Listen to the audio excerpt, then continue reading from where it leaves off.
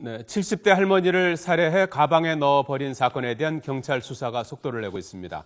경찰은 면식범의 수행일 가능성을 두고 용의자를 쫓고 있습니다. YTN이 확보한 CCTV에는 할머니와 범인으로 보이는 남성이 나란히 걸어가는 모습이 포착됐습니다.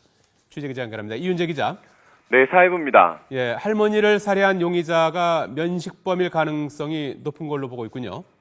네, YTN이 확보한 CCTV에 할머니와 용의자로 추정되는 남성이 함께 걸어가는 장면이 나옵니다. 화면을 보시면 빨간 스웨터를 입은 여성이 패딩 점퍼를 입은 남성과 걸어갑니다. 패딩 점퍼 차림의 남성이 여성의 팔짱을 끼고 골목길 끝까지 걸어가고 있는데요. 나란히 걸어가는 모습이 꽤 다정해 보이기도 합니다. CCTV에 찍힌 시간은 지난 20일 오후 4시 37분으로 할머니가 잔칫집에 간다고 시장을 나선 뒤의 일입니다. 화면 속의 여성이 입고 있는 붉은색 스웨터는 시신으로 발견된 할머니가 입고 있던 것과 같은 것으로 확인됐습니다. 할머니 가족들도 CCTV 속 여성이 피해자 할머니라고 확인한 것으로 알려졌습니다. 경찰은 이 영상에 나온 상황을 종합해 볼 때 할머니를 살해한 용의자가 평소 알고 지낸 사람일 가능성이 높은 것으로 보고 추적하고 있습니다. 자, 그렇다면 용의자의 범위는 조금 좁혀진 걸로 봐야 합니까? 예, 그렇습니다. 경찰은 이 CCTV 외에도 다른 정황들을 분석해 가면서 용의자의 범위를 좁혀가고 있습니다.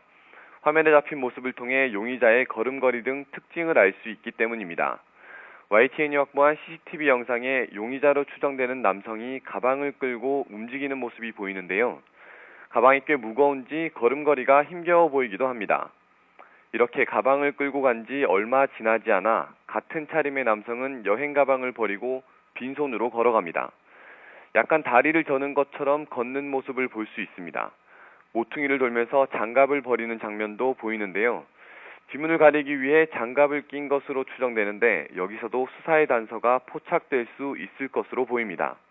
또 버스 정류장에서 아무렇지 않은 듯 휴대전화로 통화를 하는 장면도 CCTV에 담겼습니다.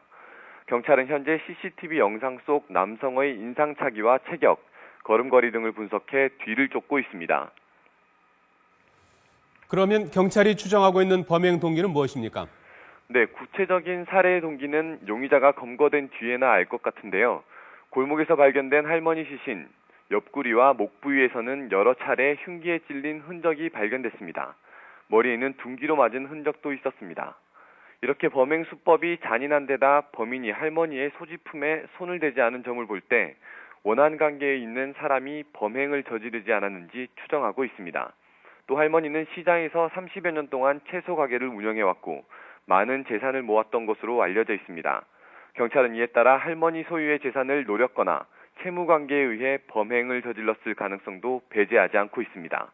지금까지 사회부에서 YTN 이윤재입니다.